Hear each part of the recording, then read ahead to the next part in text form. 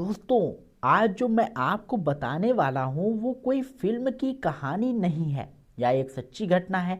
और इतनी खतरनाक है कि अगर आप थोड़ा सा भी लापरवाह रहे तो आपकी जिंदगी भर की कमाई एक झटके में गायब हो सकती है। जरा सोचिए, आप अपने घर में बैठे हैं, फोन बजता है, आप कॉल उठाते हैं, सामने से आवाज आती है कि हम पुलिस स्टेशन से बोल रहे हैं।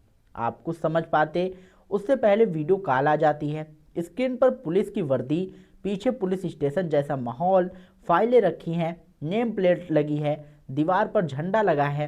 सब कुछ इतना असली लगता है कि शक करने का मौका ही नहीं मिलता।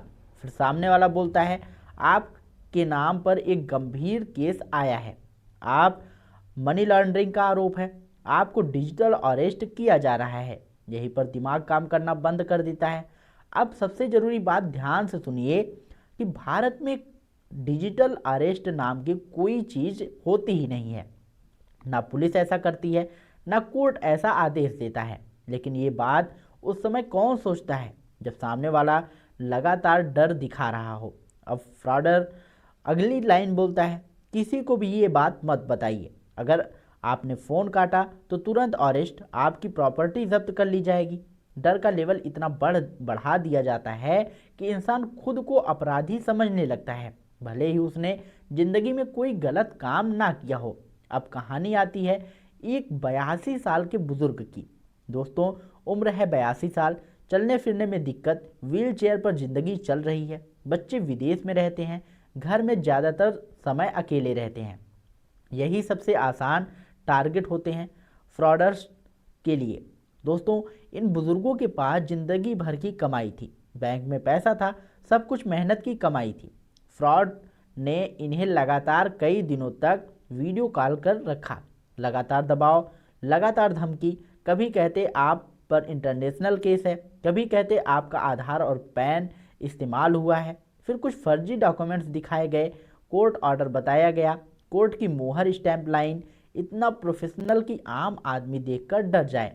अब कहा गया आपको जांच में सहयोग करना होगा, पैसा सुरक्षित अकाउंट में ट्रांसफर करना होगा, जांच खत्म होते ही पैसा वापस मिल जाएगा।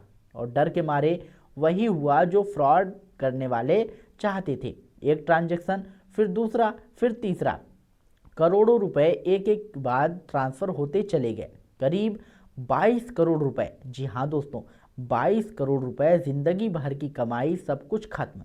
सबसे हैरान करने वाली बात क्या है, इतने बड़े बड़े ट्रांजैक्शन हुए लेकिन किसी बैंक ने कॉल नहीं किया, किसी ने पूछा भी नहीं इतनी बड़ी रकम क्यों ट्रांसफर हो रही है, क्या आप सुरक्षित हैं।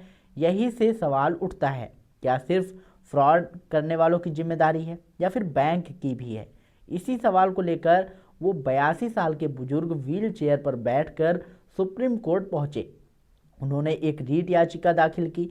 उन्होंने कोर्ट से कहा कि मेरे साथ डिजिटल अरेस्ट स्कैम हुआ है, मुझे मानसिक रूप से बंधक बनाया गया और बैंकों ने भी अपनी जिम्मेदारी नहीं निभाई। सुप्रीम कोर्ट ने इस मामले को गंभीरता से लिया। यूनियन ऑफ इंडिया को जो है नोटिस भेजा, रिजर्व बैंक ऑफ इंडिया को नोटिस भेजा, सीबीआई को नोटिस भेजा और कई बड़े प्राइवेट बैंकों को भी नोटिस भेजा गया। कोर्ट के सामने मांग रखी गई कि डिजिटल अरेस्ट जैसे स्कैम को रोकने के लिए नेशनल लेवल पर पॉलिसी बने।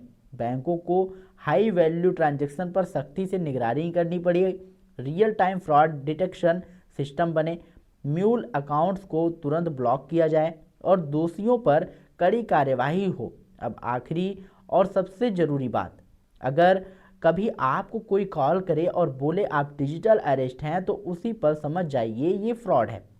कोई भी पुलिस अधिकारी आपको वीडियो कॉल पर अरेस्ट नहीं करता है। कोई भी असली अधिकारी आपको ये नहीं कहेगा कि किसी को मत बताओ। डरिए मत, घबराइए मत, कॉमन सेंस का इस्तेमाल कीजिए, कॉल काटिए, परिवार को बताइए और साइबर क्राइम में शिकायत कीजिए। आज किसी 82 साल के बुजुर्ग के साथ हुआ है, कल किसी और के साथ हो सकता है। इसलिए जागरूक रहिए, सतर्क रहिए और इस जानकारी को दूसरों तक जरूर पहुंचाइए। दोस्तों, अगर आपको ये वीडियो पसंद आया हो तो वीडियो को लाइक करिएगा, शेयर करिएगा और यदि चैनल पर पहली बार आए हों तो चैनल को सब्सक्राइब करके बेल आइकन जरूर दबाइएगा। और अधिक जानकारी के लिए आप हमारे टेलीग्राम चैनल से जुड़ सकते हैं। टेलीग्राम चैनल का लिंक जो है हमने डिस्क्रिप्शन में दे रखा है, तो जाइए वहाँ पर आप लोग फटाफट ज्वाइन होइए। मिलते हैं नई वीडियो में नई अपडेट के साथ, तब तक के लिए जय हिंद जय भारत।